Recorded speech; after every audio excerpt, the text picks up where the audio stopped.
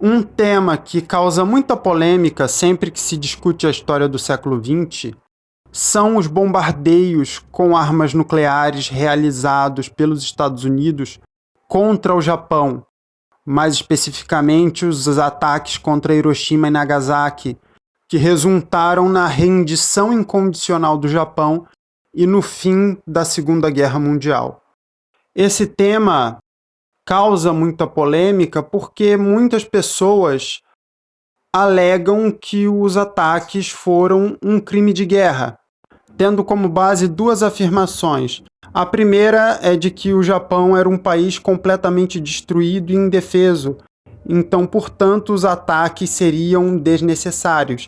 E a segunda é de que as cidades em questão que foram atacadas eram alvos civis e não militares, então, portanto, os ataques não seriam legítimos e teriam sido motivados apenas graças ao desejo de vingança dos Estados Unidos, que desejava revanche pelo ataque a Pearl Harbor e também pelo desejo dos Estados Unidos de mostrar para a União Soviética o poder das suas novas armas. Ambas as alegações são incorretas historicamente.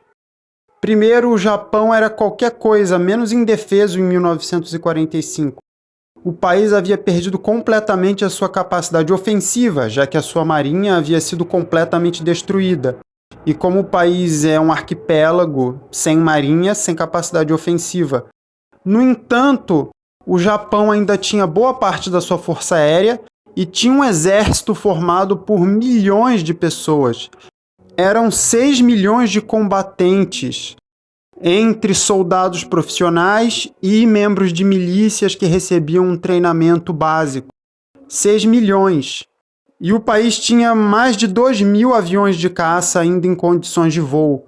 Para contornar os bombardeios que eram realizados contra as fábricas, os japoneses criaram milhares de pequenas fábricas dentro da casa de cidadãos, onde se fabricava munição, pólvora e armas pequenas, rifles, pistolas. Assim, eles mantinham a fabricação desse tipo de arma em pleno vapor, mesmo com os ataques aéreos realizados pelos americanos. Em 1945, as ilhas principais que compõem o arquipélago japonês ainda não haviam sido atacadas por tropas terrestres. Tudo que havia ocorrido até então eram lutas no Pacífico, em regiões como, por exemplo, as Filipinas, ou em várias outras regiões do Pacífico, em ilhas espalhadas pelo Pacífico, que eram utilizadas como base de operação pela Marinha Japonesa e também pela Força Aérea, e que aí eram tomadas pelos americanos e eles passavam a utilizar essas ilhas como base de operações. Então todos os combates eram no Pacífico até o momento. Só que em 1945, os americanos estavam se preparando para desembarcar nas ilhas principais do Japão. E a estratégia japonesa era causar um massacre, era levar os combates até as últimas consequências, causando um grande número de baixas em ambos os lados, para forçar os americanos a negociar, porque os japoneses sabiam que a sociedade americana, ou pelo menos eles acreditavam nisso, não suportaria um número muito elevado de baixas, enquanto o alto comando japonês estava disposto a sacrificar muito dos seus soldados e muitos dos seus civis, já que um combate prolongado levaria milhões de pessoas inocentes à morte.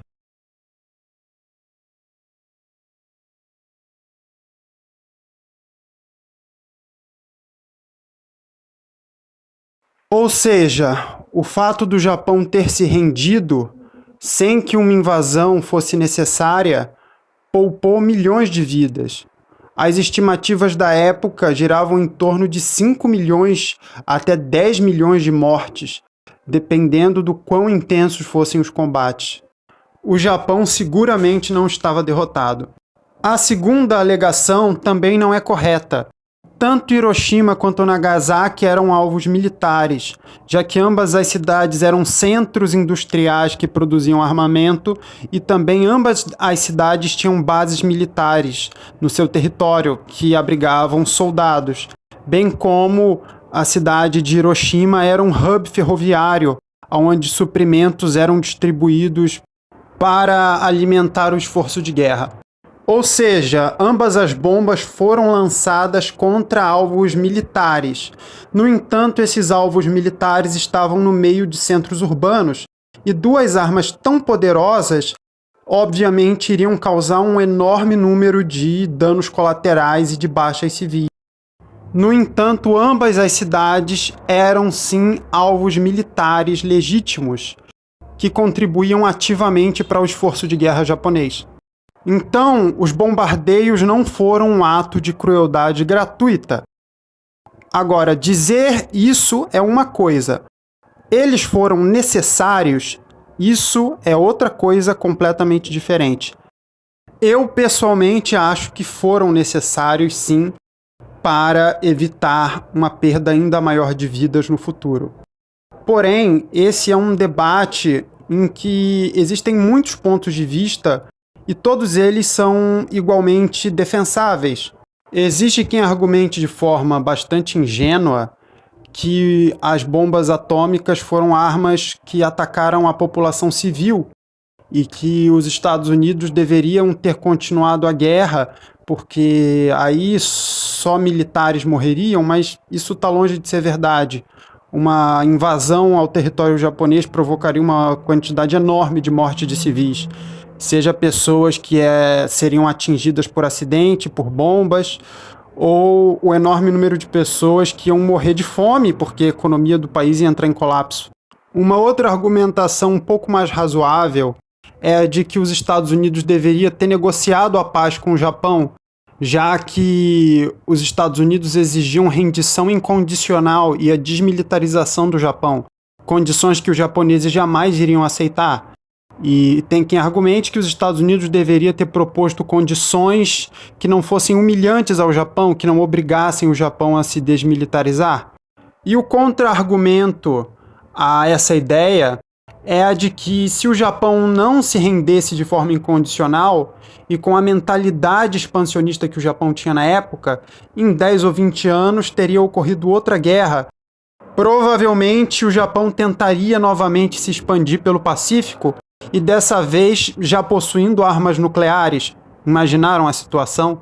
As bombas contra o Japão, na minha perspectiva, pouparam muito mais vidas do que tiraram. E foram ataques contra alvos militares, embora tenham causado um número enorme de danos colaterais em civis. Portanto, não foram crimes de guerra. E eu acredito que se qualquer outra atitude fosse tomada, o número de mortes teria sido muito maior. Mas e você? Você concorda comigo? Ou você acha que havia alguma outra opção melhor e que o que foi feito, na verdade, foi um crime de guerra terrível? Deixa aí nos comentários a sua opinião, se concorda comigo ou se discorda. Eu vou ficar feliz em ler os comentários e saber o que você pensa. Muito obrigado. Dê uma curtida no vídeo, dê um gostei, assine o canal para que o YouTube recomende os meus vídeos para mais gente. Muito obrigado e até o próximo vídeo.